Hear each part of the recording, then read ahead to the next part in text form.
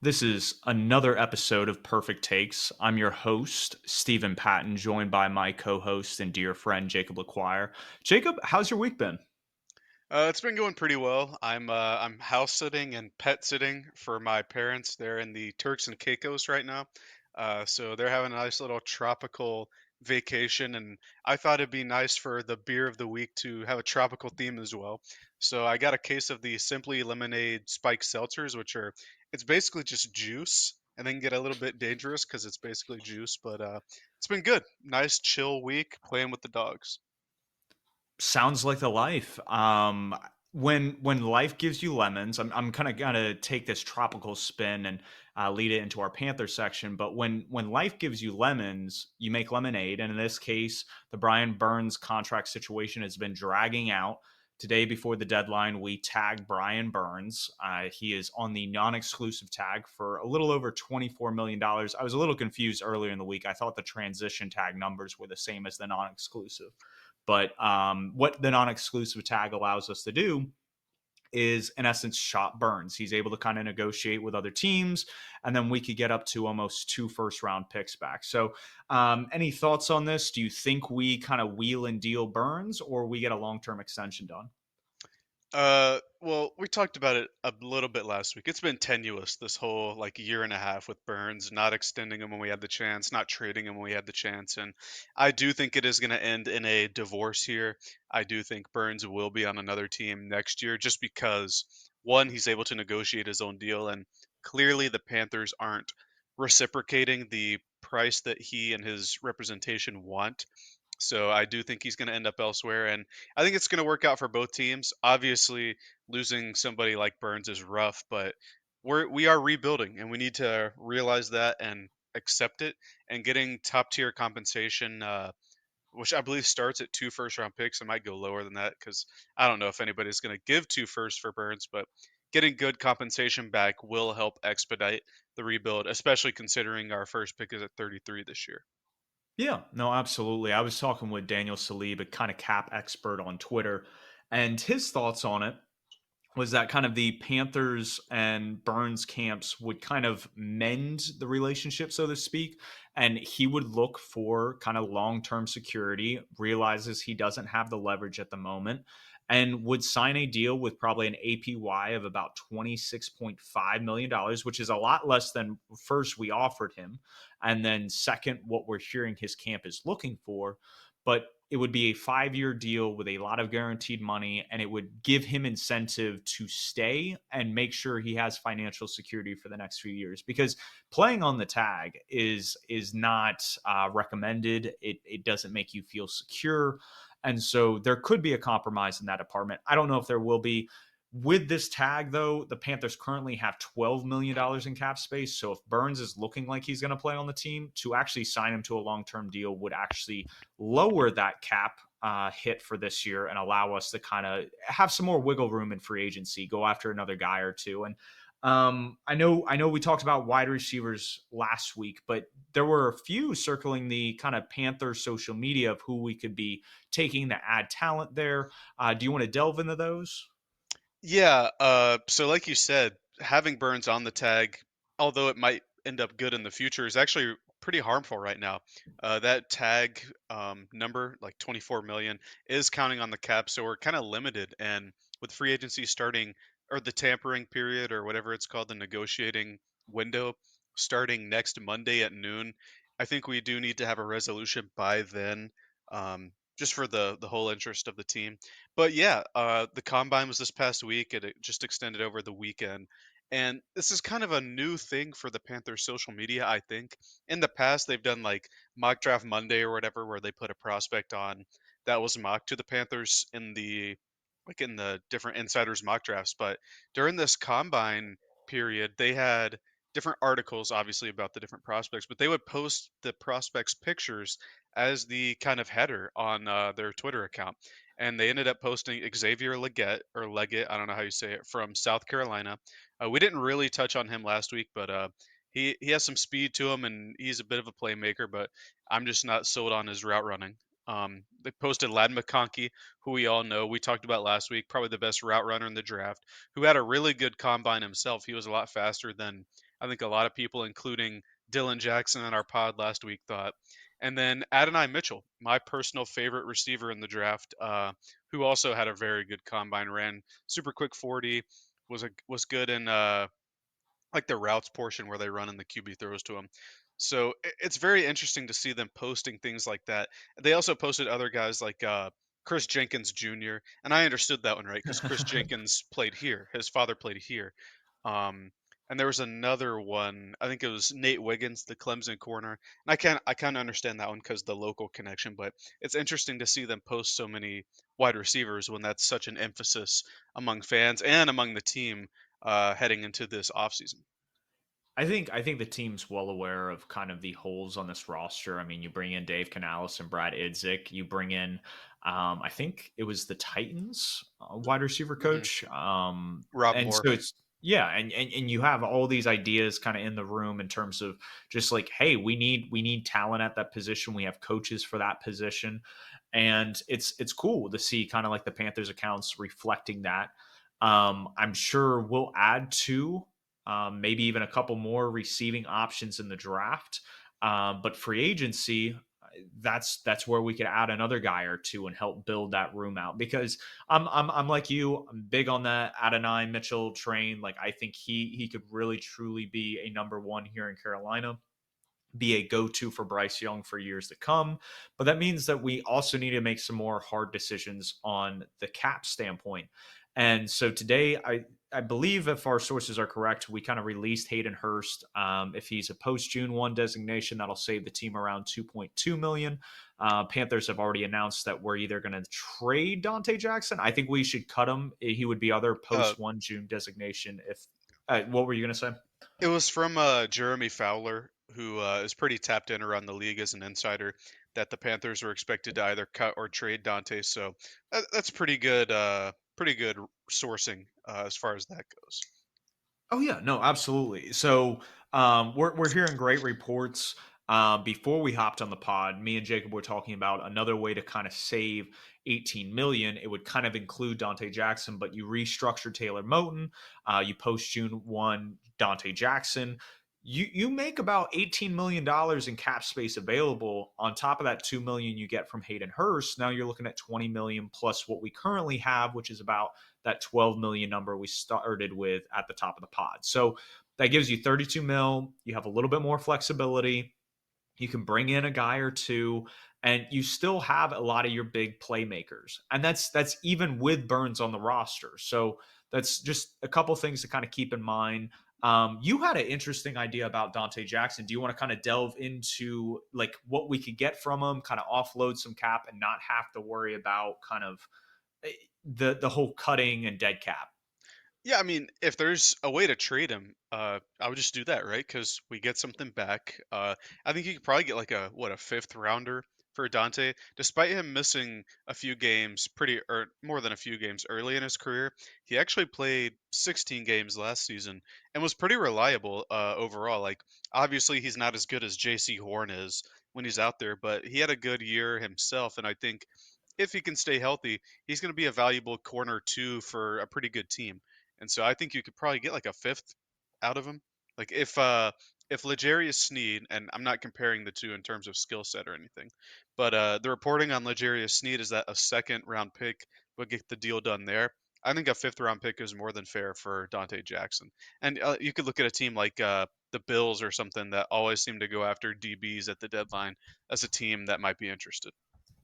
Yeah, I mean, we saw the Rasul Douglas trade last year.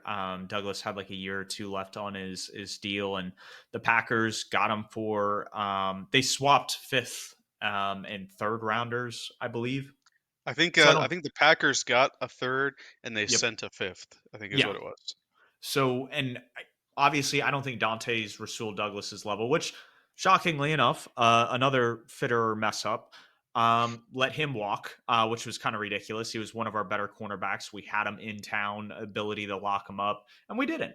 But that's neither here nor there. Getting a fifth or a sixth round pick for Dante while being able to dump some of the salary cap, I think would be great. I think it'd also be a fresh start for him. Like you said, he may end up being a Buffalo Bill candidate. Their cap situation's wonky as is, so we would probably have to split the cap a little bit more, which would probably sweeten the pick value. So that's definitely something to consider moving forward. But with kind of these ideas about opening up cap space, let's start talking about free agency because the tampering period, like you said earlier, starts Monday.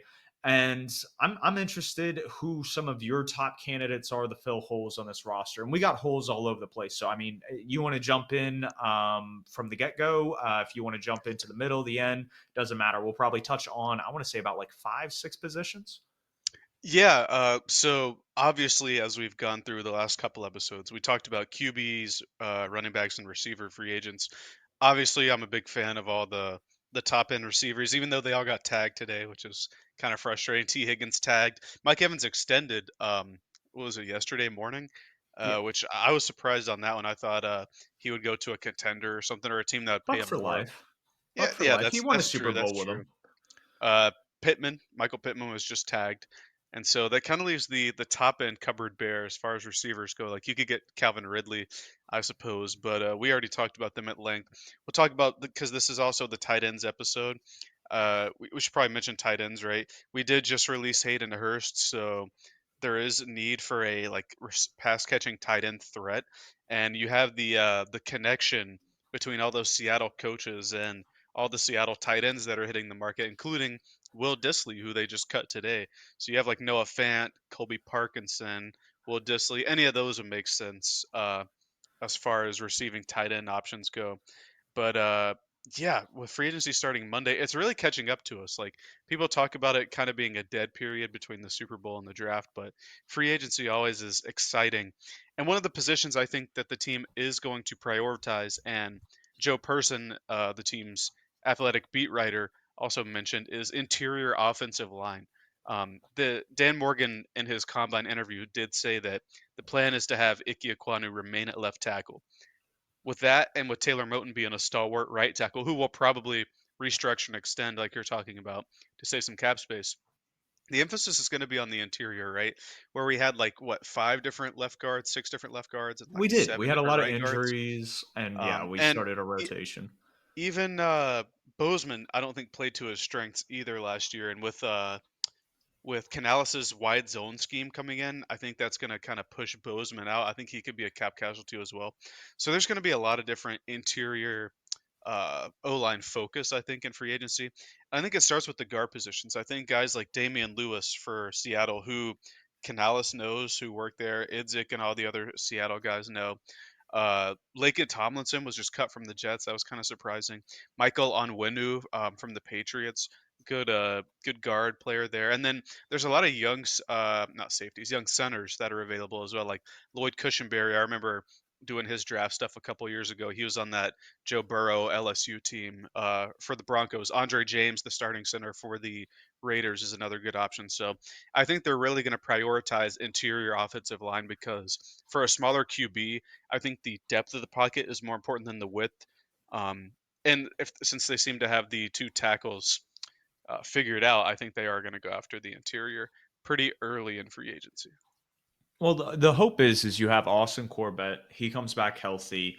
Bozeman is an interesting one because in the power gap kind of run scheme that they were running, it worked. That's where what Bozeman did in Baltimore. It's what he excelled in with Campen and McAdoo and Matt Rules last season, and then when Wilkes took over.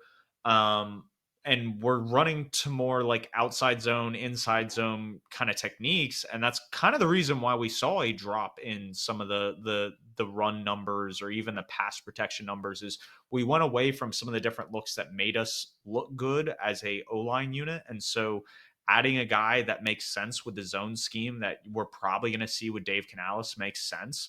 And looking at it, maybe we bring in like you can't really bring up Kevin Zeitler being with Baltimore because he comes from the kind of the same scheme, but maybe a Laken Tomlinson, maybe you're able to convince Glam Glasgow. Like we have a little bit of money to spend. Maybe we go out and get him playing up in Detroit. It'll be interesting, but we definitely need to spend money there, especially because I don't think the interior offensive line depth is there in the draft. Yeah, for sure. I'm with you there. I think the center depth is interesting, but as far as the guards go, I think And I think overall, as a general draft thing, not just this year, I think guard is one of the option or one of the positions you can afford to pay a bit more in free agency because the quality of player I think is just better at the NFL level. And then on the other side of the ball on defense, I think especially if we lose Brian Burns, the emphasis is going to be edge rushers and pass rushers and stuff like that.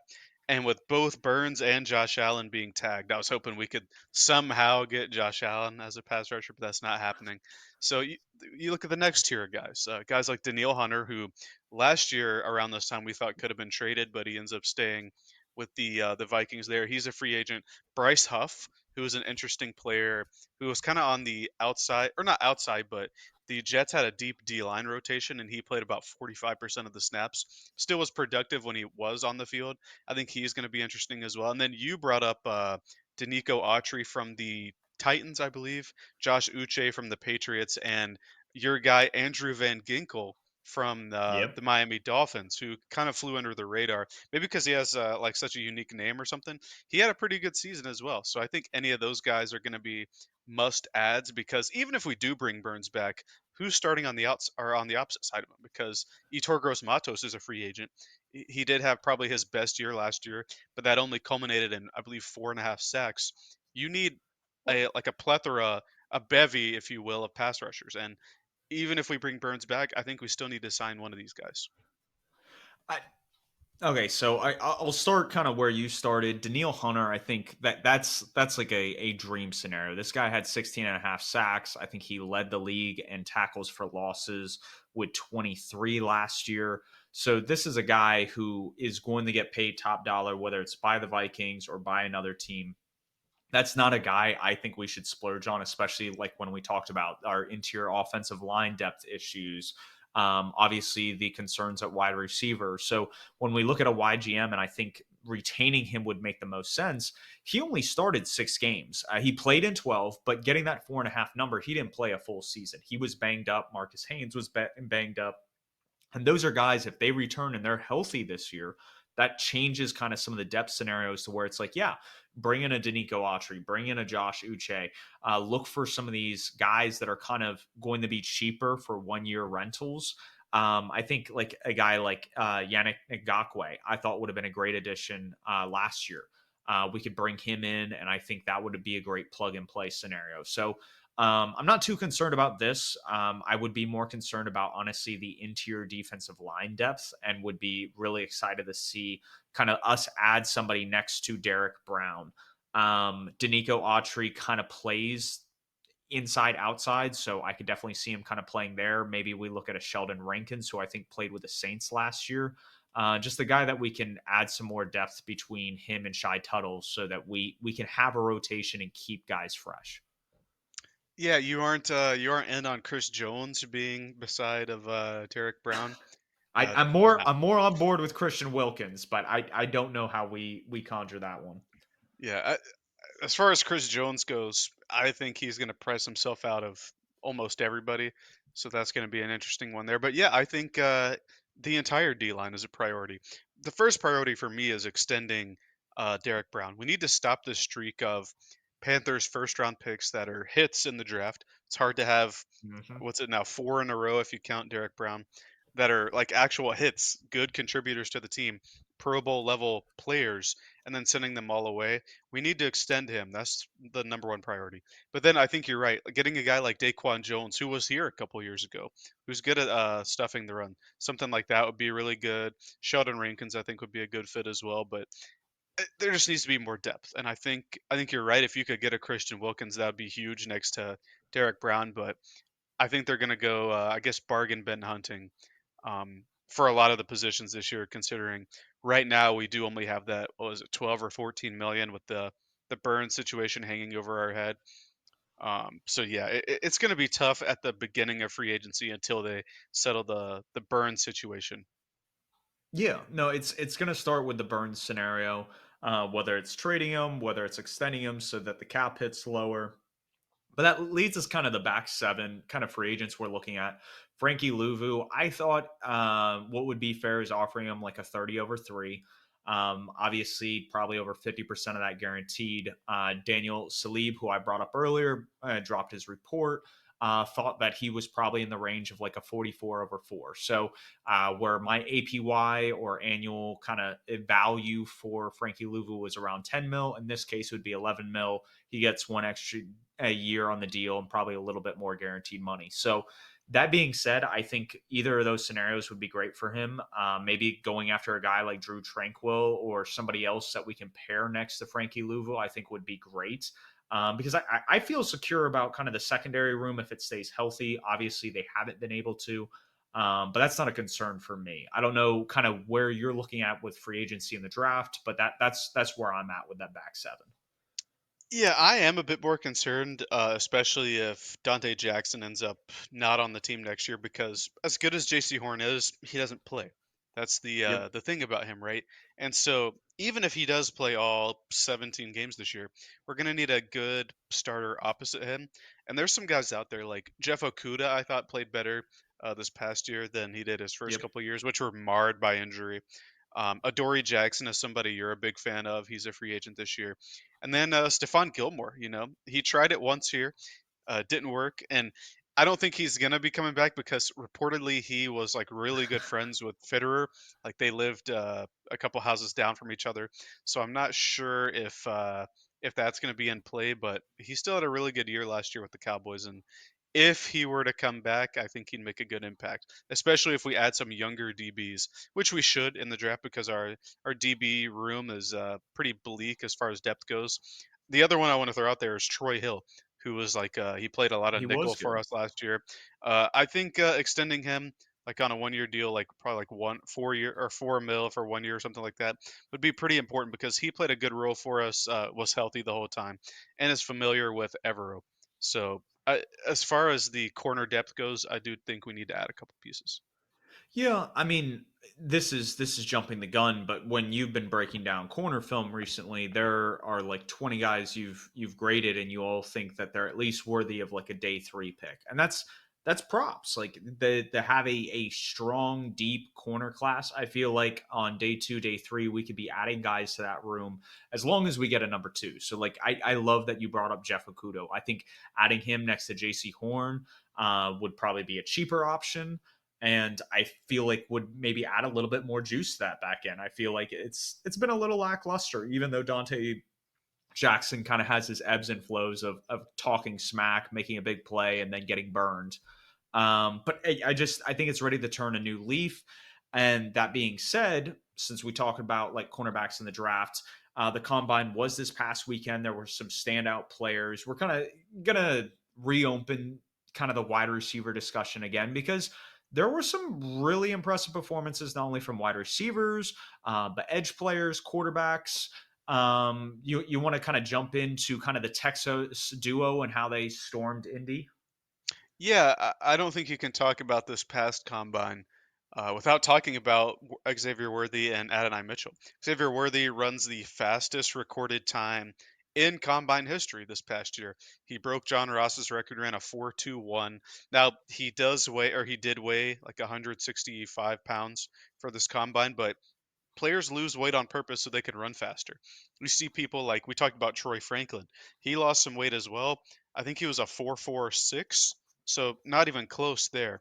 If you're going to lose the weight, you need to run fast. And so Xavier Worthy did exactly that. And despite him being super light, it's the fastest time ever. A lot of It other is. lighter players like Tank Dell, who weighed the same last year, aren't running things like this. So it's impressive in its own right. Adonai Mitchell actually ran the second fastest time for a wide receiver. I think he was 4.31 maybe. So a couple of speedsters coming out of Texas there. I would uh, I would imagine that both of them ran their way into the first round with this combine performance. In fact, Mahomes tweeted out like an eyeball emoji when he saw Worthy run the 4.21. And there's been a history of Mahomes tweeting out stuff and the front office in Kansas City getting those players after. Like he was pretty stoked about Clyde Edwards-Helaire, and that was who they ended up drafting that year. So we could be seeing Worthy going at 32. And I've been high on Mitchell. I think he will go in the first round. Unfortunately, there are a couple of other standouts I wanted to talk about.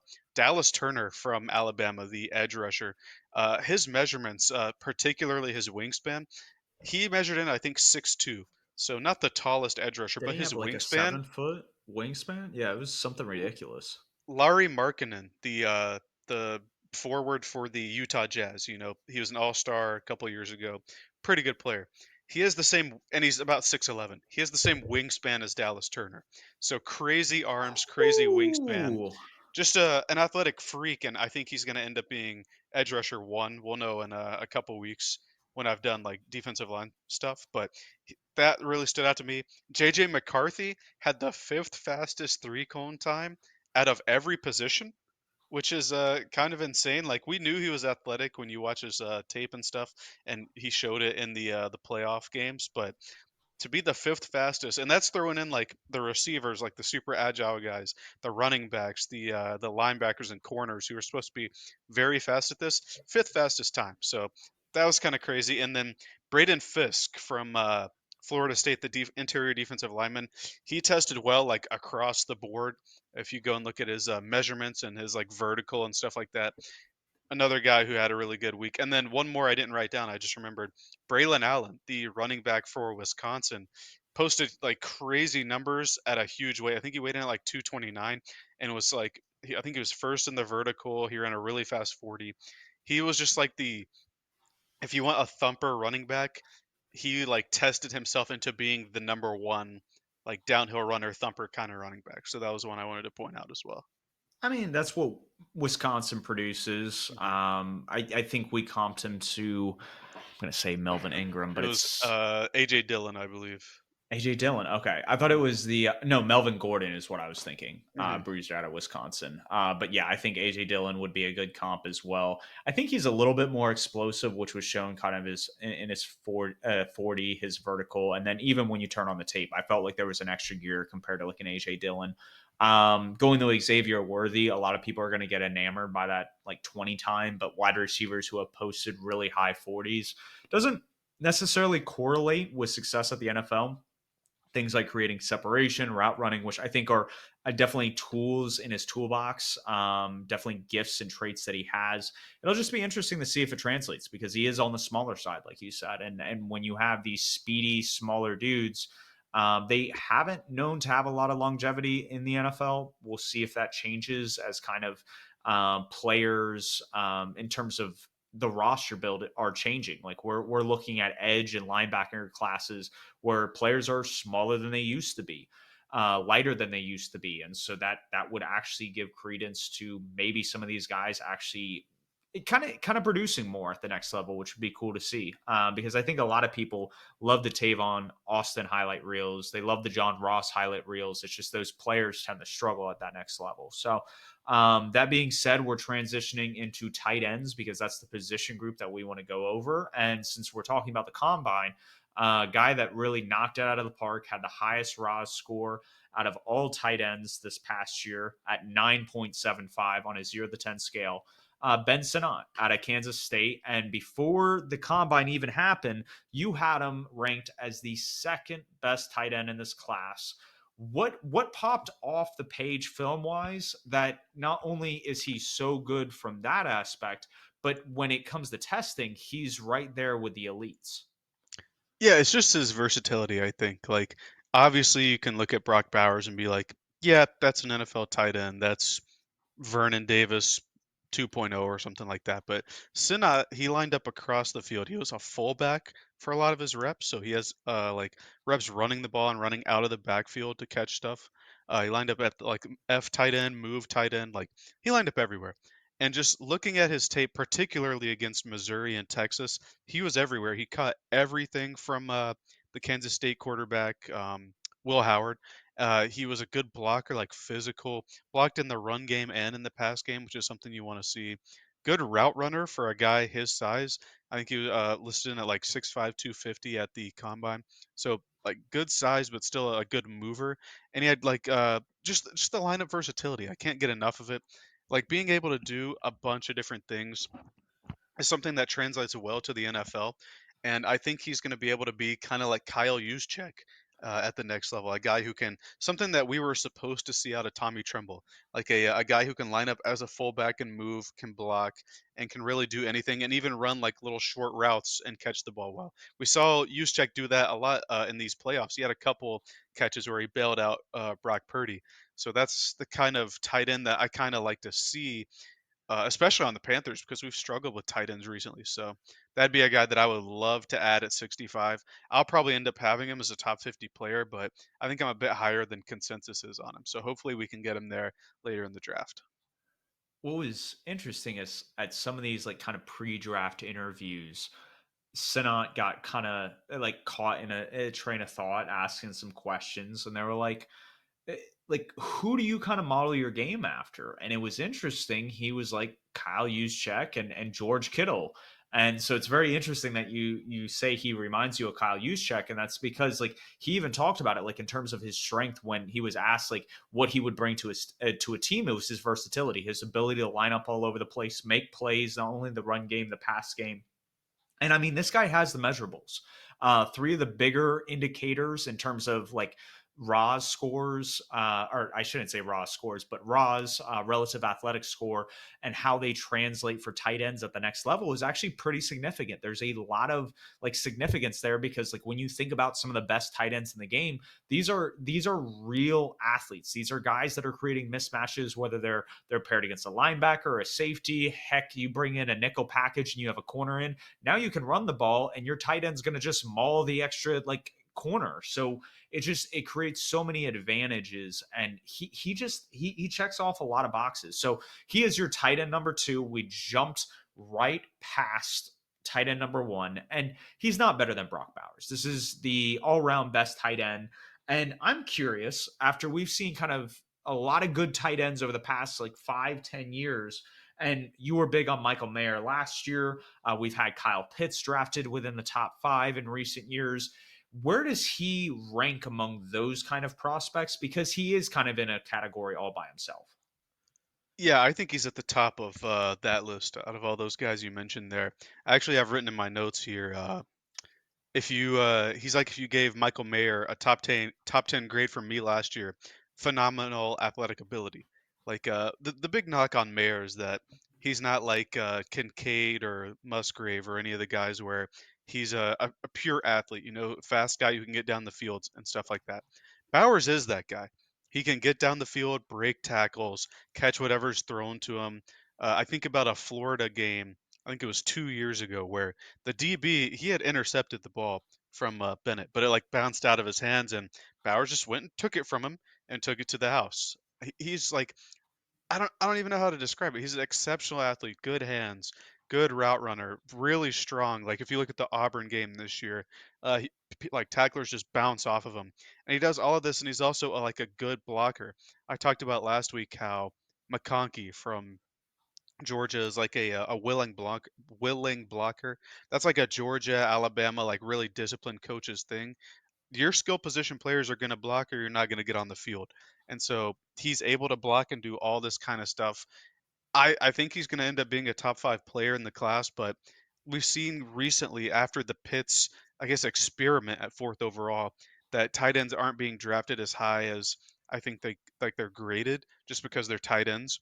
And so it wouldn't surprise me to see him slip into the middle of the first round, but man, I think he'd be really good on a lot of the teams in the top 10, like maybe the Jets or something, like as a target for. I think he'd be good on the Chargers, but I think at pick 5 they would be remiss to not take Malik Neighbors or Roma Dunze or something like that. But I really think Bowers fits in on like every NFL team, and whoever ends up getting him is going to be a steal because, like I said, he could end up falling to Seattle at 16, who suddenly has a big need for a tight end, and that would fit in well there.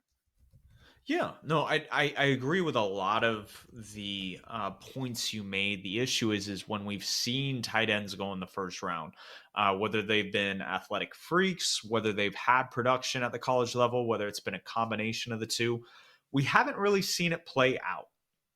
And that's what I'm concerned about. I don't think the Chargers are a bad fit, but when you have some premier tackle talent, when you have, like you said, a Neighbors or a Dunze available, it's kind of hard not to add that juice to the offense when you get so much surplus value from those positions compared to the tight end. And that's where the analytics kind of come in. And that's where I would say the most prevalence has come when we've seen linebackers, tight ends, and running backs kind of drop in the draft, is because there's just a positional value in terms of the salary cap. And that's just something that like it's part of reality that we play in. But when we look at like tight ends that are taken that high, it worries me about him, even though I feel like he offers so much upside. When you see the Chiefs win back-to-back Super Bowls and they play 12 personnel 40% of the time, when you see the Bills go out and draft Dalton Kincaid and get the results they did this past year, it's kind of hard not to, in this NFL, I think, consider him as a game changer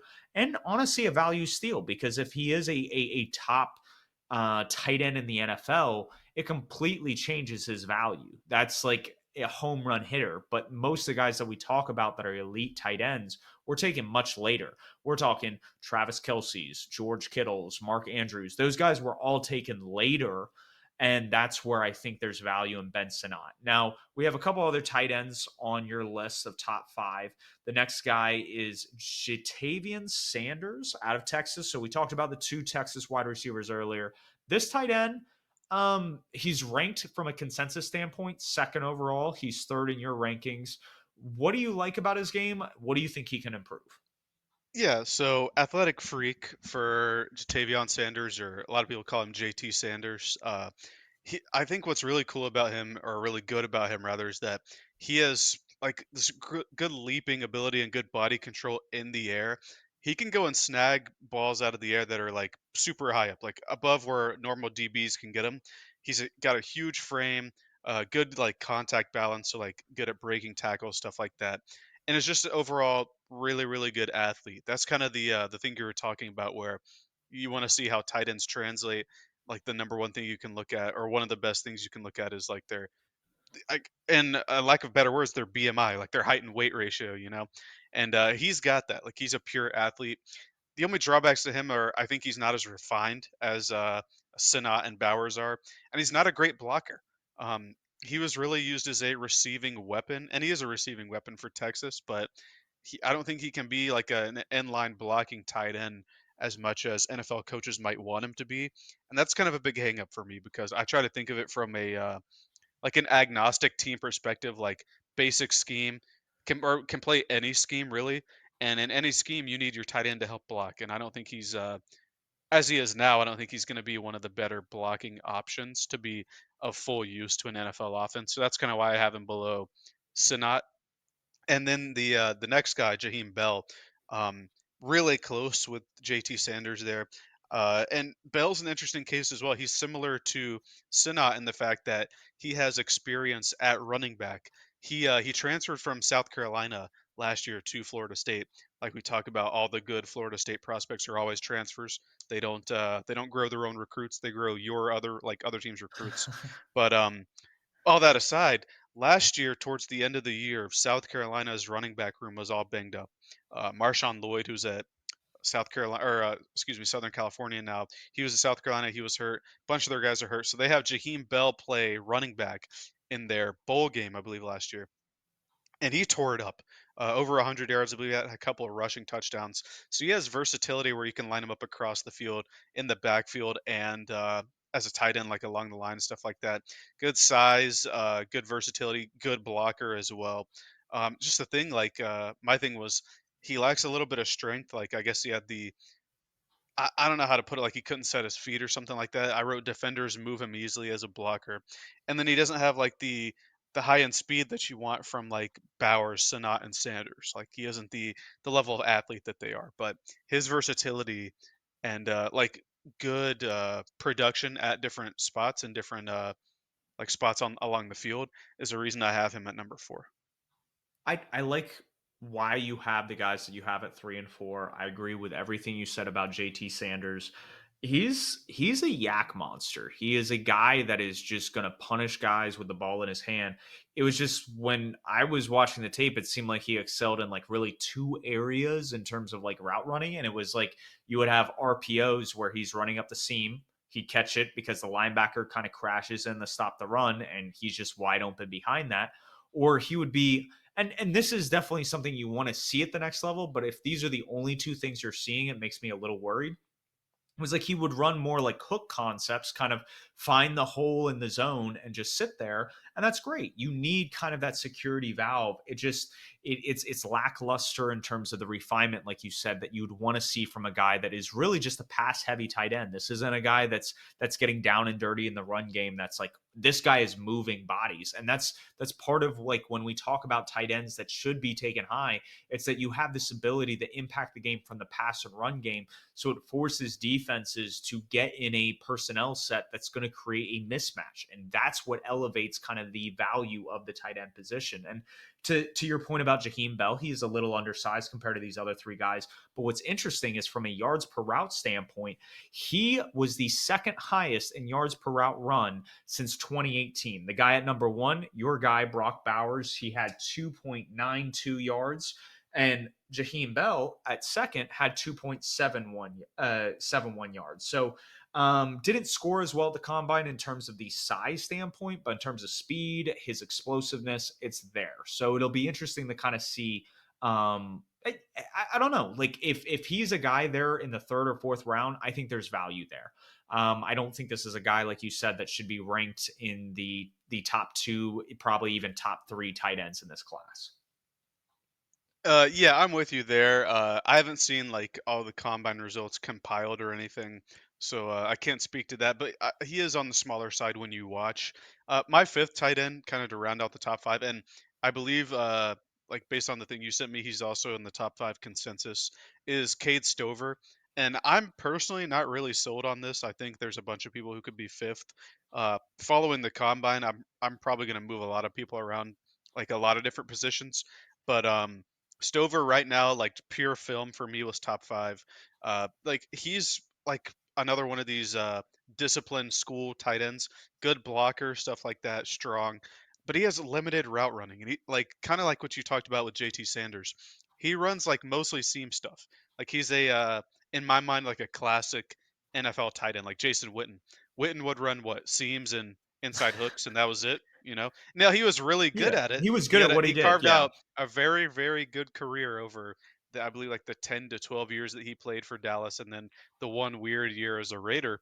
But he was good at what he did. I'm not comparing Stover to him, but he is pretty limited there. But I do think he can start really strong as a blocker. He actually started out his career at Ohio State as a linebacker, but ended up switching a couple of years ago. So he has experience on both sides of the ball. Good athlete, but as a receiver, is pretty limited. And when I think about what I want from a tight end at the NFL level, I'd like him to be versatile. You know, that's why I have Sinat so high, but pretty limited there. And then there's a couple other people that really impressed at the combine. I'm kind of taking people from Nate Tyson, Dane Brugler's list from the Athletic, their prospects to pros show. Both of the Penn State guys are good athletes, and I think Theo Johnson, the I think he's the bigger one, really showed out at Yeah. the combine. I think he was on the freaks list coming into the season. I wrote down, Penn State just knows how to yeah, produce like freaks at that tight position. ends and linebackers, they always put out multiple every year. I was looking at it earlier because I started linebackers earlier this week. They have like three linebackers and I guess outside linebackers as well as rushers. Like every year they put three or four of them out. So good linebacker school there. But yeah, Theo Johnson, I don't think he's a football like a pure football player yet, but he's just a freak athlete. And He then is. Tyler Warren, he's a good athlete as well, but I think he's more disciplined and nuanced and ready to contribute to an NFL offense, like as a football player, rather than as a guy that you run out there to be a mismatch, you know. And then another one, Jared Wiley. I don't know a ton about him, but Dane Brugler, the head scout or NFL draft guy from the Athletic, is super big on him. And I saw a couple things on my Twitter timeline today about his combine performance. So that's another name to look out for, like on the later end of day three as a tight end option from TCU, Jared Wiley. Okay. I like kind of the synopsis of some of those other guys. I want to touch on Theo Johnson because I think I said earlier that Ben Sinnott had the higher Roz score, a Roz. which is relative athletic score. So saying Roz and then score it doesn't make a lot of sense. Kent Lee Platt has commented about it on Twitter, but I digress. So I said he had the highest one earlier. Theo Johnson actually had the highest one. What I meant by highest earlier is he had the highest in our top five. Theo Johnson had a 9.99. Came close to kind of being the number one had his three cone time been a little bit better. But I mean, phenomenal 40, phenomenal vertical, phenomenal broad. This is a guy that, like, if you can find in the fifth, sixth round, and he may go higher because of how he scored, and you're able to sit him behind a couple guys and let him develop, this is a guy that could really kind of shake some things up at the next level. So, moving on, we're going to kind of touch on free agent tight ends we like, dislike. I know you talked about earlier in the Panthers segment that Noah Fant, Colby Parkinson, Will Dissly, no longer Seahawks, which is very interesting. I'm very curious to see what Mike McDonald is kind of cooking in Seattle when he's removing safeties and tight ends from the roster. But out of those three guys, who do you think makes the most sense from a financial and schematic standpoint?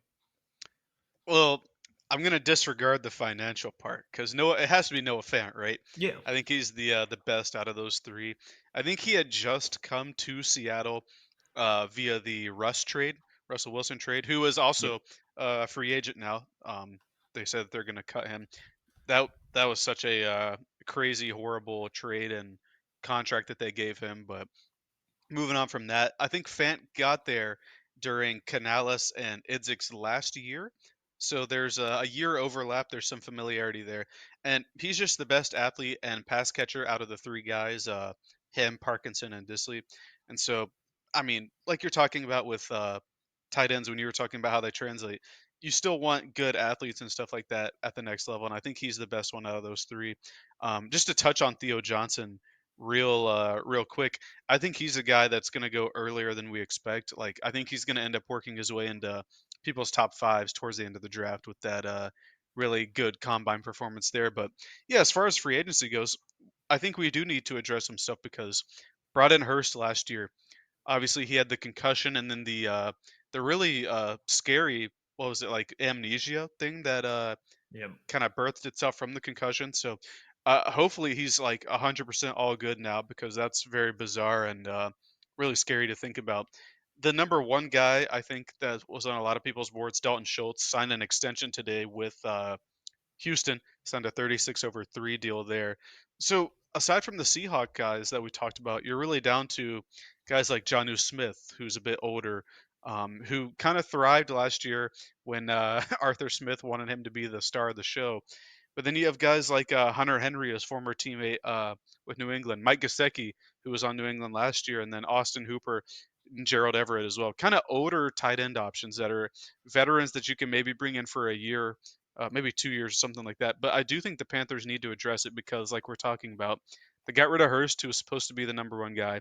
Ian Thomas has just not performed to the level that Scott Fitterer signed him for. And then Tommy Tremble has just continued to underwhelm and be underused in the offense. So I do think they need to address it. Yeah, it's something that needs to be addressed. If it's a scenario where we're able to trade Burns and we get like a first and a third, first and a second, that allows us some more wiggle room, kind of in some of those middle rounds to maybe go after a Ben Sinnott, maybe go after a Jaheim Bell in the draft, and then sign another guy. Because I mean, Colby Parkinson, he's coming off his rookie contract. He's been fairly productive. He's been good in the pass game. Obviously, been in some of these heavier sets in a run heavy offense. It's one of those things that, like, you wonder if like that would be a good fit. Obviously, has connection rapport with Dave Canales and Brad Idzik. So we'll see if that's the case. I I'm trying to think. I like at this point we're in the perfect take section, and usually my take comes to me throughout the episode. I'm gonna give it a couple more seconds to kind of marinate.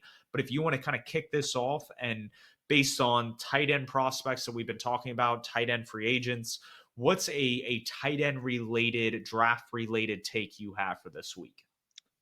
We really flew through this episode. I kind of thought it would be as much because tight ends are like not as big a class in the draft every year, not as important as a free agency class or anything. But my take is, and I did have this as a kind of a 180, like you alluded to before the pod, because earlier I said the Panthers aren't going to draft a tight end in the draft, and it's not going to be a huge priority.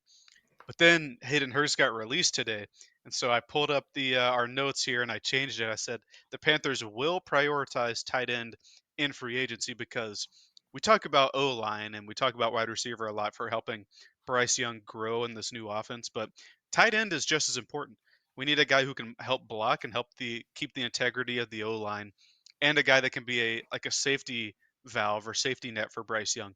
All of our tight end options last year, as far as receiving stuff goes, they're riddled with drops. Like we saw Stephon Sullivan drop dimes that were put in his breadbasket, so to speak. We saw Hayden Hurst not get involved after having a really a monster week one, if you can remember that. He had like 5 or 6 catches for I think 70 yards and a touchdown against Atlanta, and then Reich just didn't use him again. Ian Thomas is a good blocker, I guess, but not much of a receiver. And then, like we talked about, Tommy Trimble, he had a career year, but his career year was like 400 yards and 2 touchdowns. So we need more out of that. So I'm going to say the Panthers will prioritize tight end and free agency, and the one that they sign will be one of the 3 Seahawk tight ends that we talked about. So it's going to be either Fant, Kobe Parkinson, or Will Disley, the new free agent who was released today. That's going to be my take. One of the people that Canales is familiar with will be a tight end on the Panthers this upcoming year. Yeah, that seems inevitable. We have the Hayden Hurst cut. Assuming he's going to be like a post June 1 cut. Like you said, Ian Thomas is, like, for lack of a better words, he's been a bum since we've extended him. Like, maybe he's been solid in the run game from like that standpoint, but like, you really want that versatility. That's what we hope for after his rookie season, where I think he almost put up his best numbers with Cam. Something Cam did with a lot of wide receivers and tight ends throughout his career. But regardless of that, I think there definitely needs to be some more juice added. And I think with one of our day 3 picks, I think at some point we'll either trade back or trade a player and get like kind of a late round pick. And I think it'd be smart to get one of the guys that we've talked about. Maybe a Jaheim Bell falls. Maybe we're able to get a Theo Johnson on, like, say the 4th round or 5th round, and that would be cool if we can get a guy of that caliber and we get a vet like you're talking about. I feel a lot more comfortable about that tight end room. And that doesn't mean we have to sacrifice high end draft capital where we need to be spending that on tight ends. And if we were to go after a Noah Fant, it makes it harder to go after some of these higher end wide receiver free agents or to get a couple wide receiver free agents. So, all that being said, I think we draft a tight end on day 3. You think we're going to grab one of the Seahawks tight ends? I think that's a fair tight end episode. We are wrapping up well under the hour mark. We've actually been flirting with that number for the past several weeks, but we're about wrapped up. If you guys have any questions, thoughts, comments, send them to us at Purrfect_Takes. You can find us on Spotify, Apple, and YouTube currently. We're working on some live feed stuff, get up and running, especially since kind of the new year kicks off with free agency starting Monday. So hopefully we'll have some of that content for you guys soon. Until next week, we'll catch you guys.